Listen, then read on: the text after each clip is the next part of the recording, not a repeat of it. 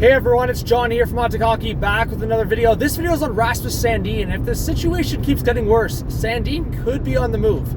Chris Johnson on his show talks about how that Sandin situation could go into the season, could go past, and they might hold out, they might threaten him going to Europe. We'll see what happens, but I just wanted to suggest some teams that Sandin could get moved to if the Leafs opt to go that direction. Starting with a couple teams in the West, Anaheim and Arizona. I think both teams could find a scenario where Sandin gets a lot of minutes on that left side, especially in Arizona. And there's players that I would say on both Anaheim and Arizona the Leafs could target. I would say Chicago's an interesting one if the Leafs were going for a big trade. I mean, we've talked about Patty Kane, but there's so many other scenarios there. So Anaheim, Arizona, Chicago. I could see Detroit, like the Red Wings, Stevie Y, drafting a couple Swedish defensemen lately. Maybe they want another Swedish defenseman in there. Sandin could be a fit. I could see maybe the Leafs looking for a change of scenery player from Detroit. I mean, I've talked about Zadina, I've talked about Rasmus and a couple guys there. There's some other teams.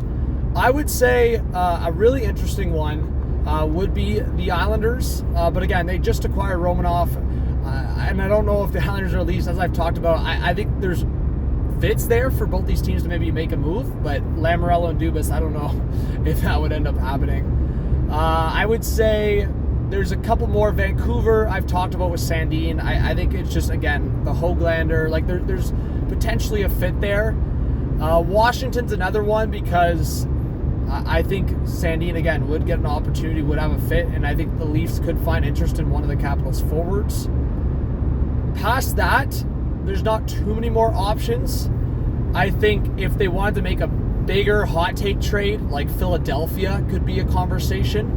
If the Flyers finally want to wake up and get younger. But it's interesting. I think with Sandin, he's wanting an opportunity. I mean, after the Leafs signed Giordano, it got really tough in the scenario where he didn't, I mean, I guess he just doesn't see a huge fit. So either the Leafs make a trade, or as an RFA that doesn't have much leverage, doesn't have arbitration rights, the Leafs just control their own power here and just wait Sandin out. And if he wants to sign for a similar contract as Liljegren, earn his spot, then hopefully Sandin can have a spot over Justin Hall. So that's my hope for the situation. So give me your thoughts, guys, on what you think for Rasmus Sandin. I just listed some teams. There's probably a couple other teams that I forgot to mention.